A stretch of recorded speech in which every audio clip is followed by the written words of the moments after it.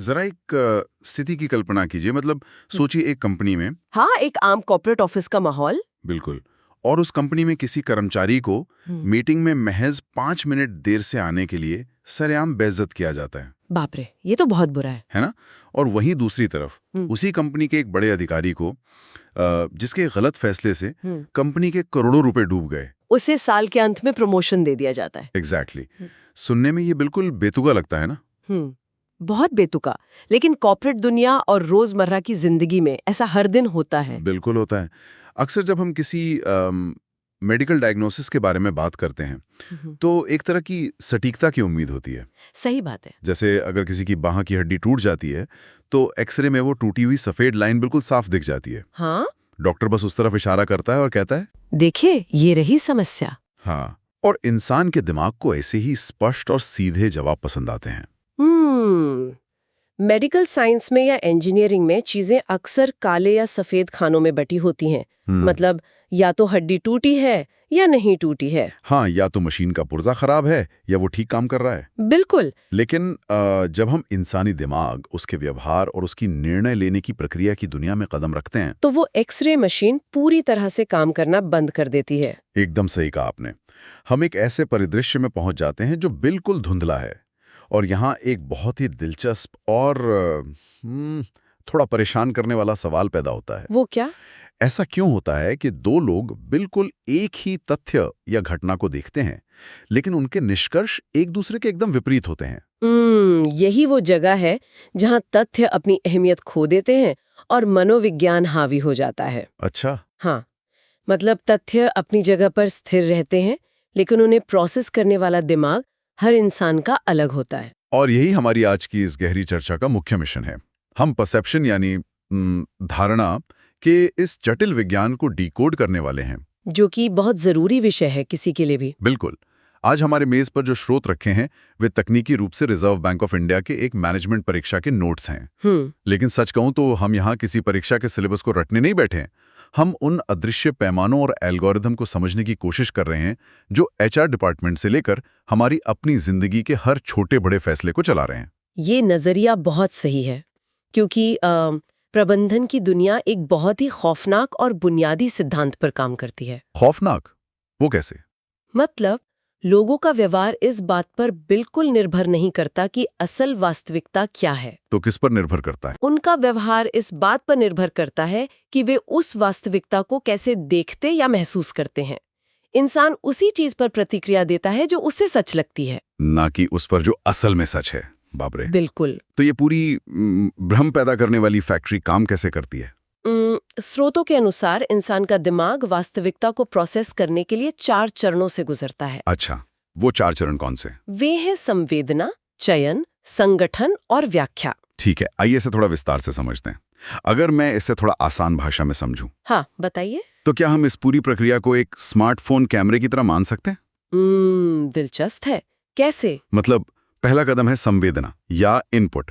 हमारी 5 इंद्रियां कच्चे डेटा को अंदर ले रही हैं, बिल्कुल एक कैमरे के कच्चे लेंस की तरह, जो बस सामने मौजूद रोशनी और दृश्यों को कैप्चर कर रहा है। सही है। फिर आता है चयन, यानी सिर्फ जरूरी चीजों पर फोकस करना और बैकग्राउंड को धुंधला कर देना। हाँ, फोकस करना। तीसरा है संगठन, यानी फ्रेम तय करना। और आखिर में व्याख्या, यानी फोटो सेव करने से पहले उस पर अपना पसंदीदा फिल्टर लगाना। ये कैमरे वाली उपमा पहले 3 चरणों संवेदना, चयन और संगठन के लिए बहुत अच्छी तरह काम करती है। अच्छा, तो चौथे में क्या दिक्कत है? दिक्कत यह है कि यहाँ आकर आपकी उपमा दम तोड़ देती है, क्योंकि एक स्मार्टफोन का कैमरा इस बात की परवाह नहीं करता कि वो किसी दोस्त की तस्वीर खींच रहा है या किसी दुश्मन की। हाँ, बात तो सही है। लेंस के लिए तो दोनों सिर्फ पिक्सेल्स हैं। एग्जैक्टली। लेकिन इंसान का दिमाग ऐसा नहीं है।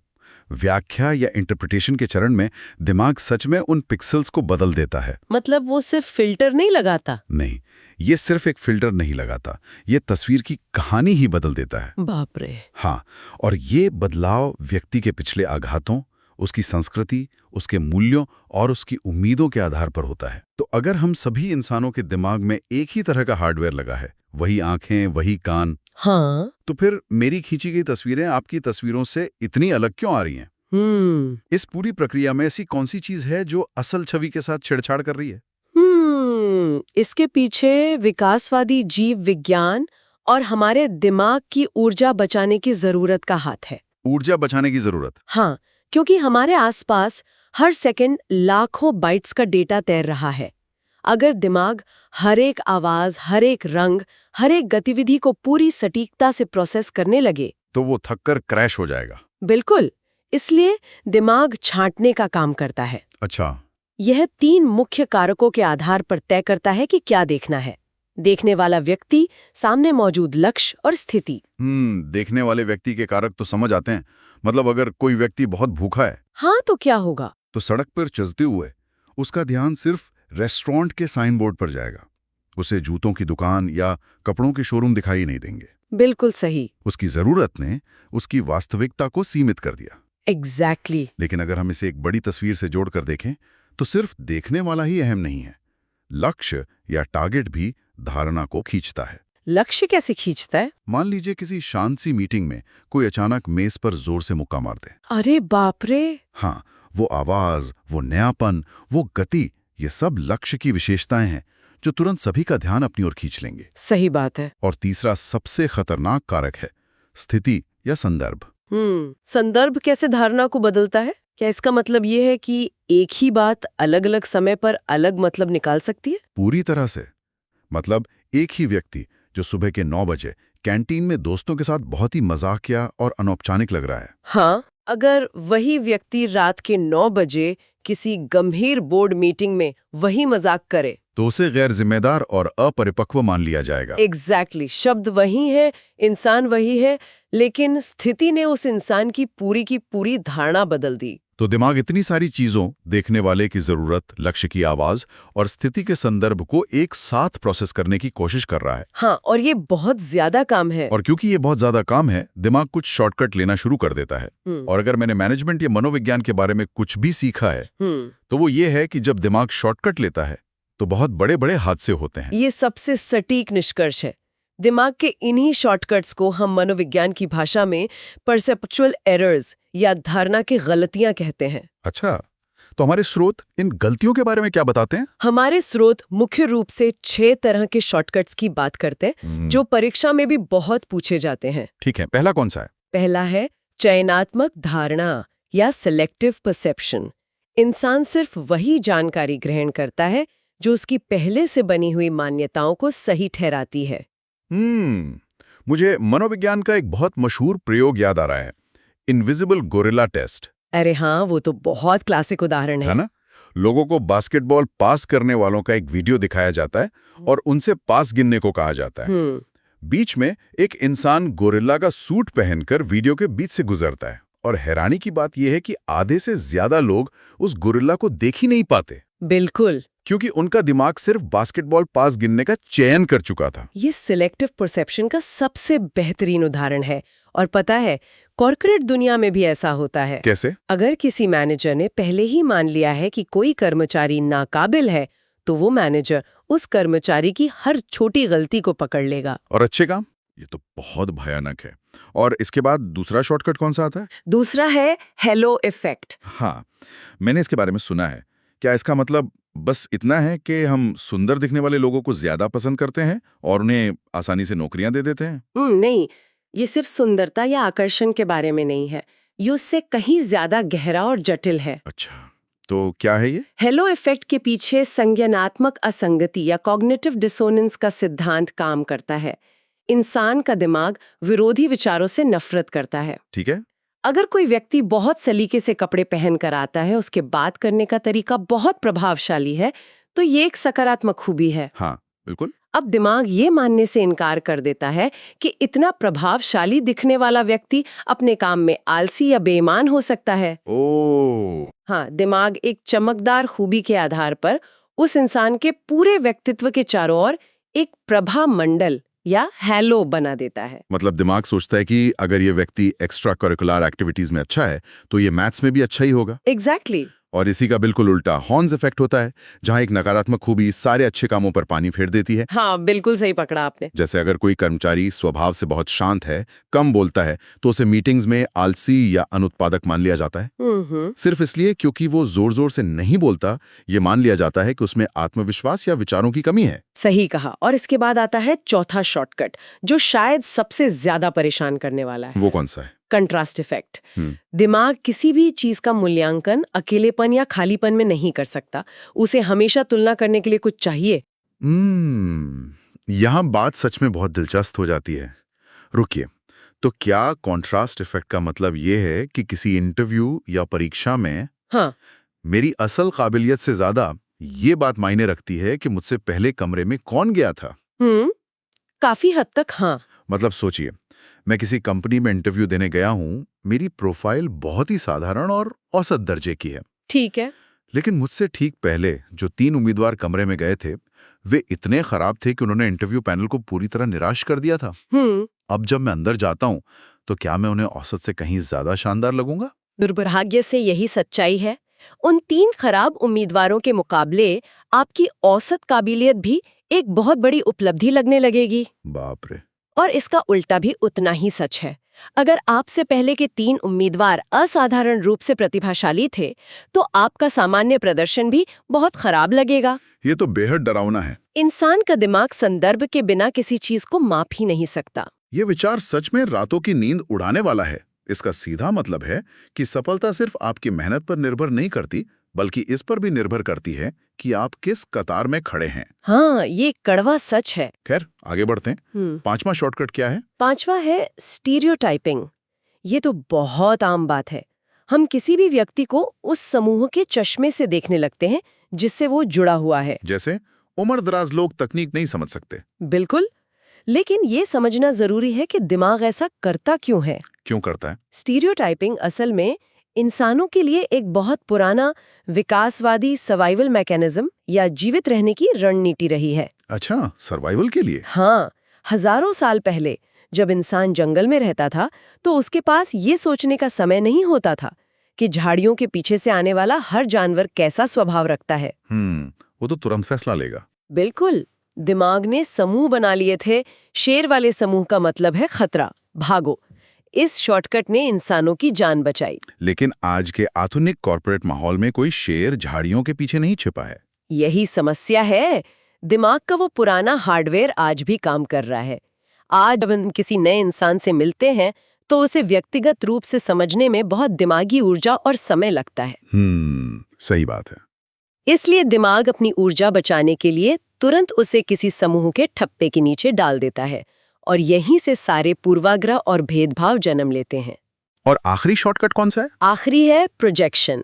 ये भी बड़ा दिलचस्प है। प्रोजेक्शन मतलब अपनी चीजें दूसरों पर डालना? हाँ, अपनी खुद की भावनाओं, कमियों या इच्छाओं को सामने वाले पर थोप देना। अच्छा, जैसे अगर मैं खुद कामचोर हूं तो मुझे पूरी दुनिया कामचोर नजर आएगी। एग्जैक्टली। अगर एक बॉस खुद काम को लेके जुनूनी है और 14 घंटे ऑफिस में बिताना पसंद करता है, तो वो ये प्रोजेक्ट करेगा कि उसकी टीम भी ऐसा ही चाहती है। हाँ, और जब टीम ऐसा नहीं करती तो बॉस को लगता है कि टीम में कोई खोट है। बाप रे। प्रोजेक्शन इंसान की उस बुनियादी भूल को दर्शाता है जहां वो ये मान बैठता है कि पूरी दुनिया उसी की तरह सोचती और महसूस करती है। ये सब सुनकर तो ऐसा लगता है कि इंसान का दिमाग सच्चाई को खोजना ही नहीं चाहता, वो बस किसी तरह अपना काम निपटाना चाहता है। ये काफी हद तक सच है। लेकिन चलिए अब बात को थोड़ा और गहरा करते हैं। जब हम इन सारे शॉर्टकट्स का इस्तेमाल करके किसी के व्यवहार को देख लेते हैं, तो उसके बाद क्या होता है? उसके बाद आता है कारण खोजना। हाँ, हम उस व्यवहार का कारण कैसे तय करते हैं?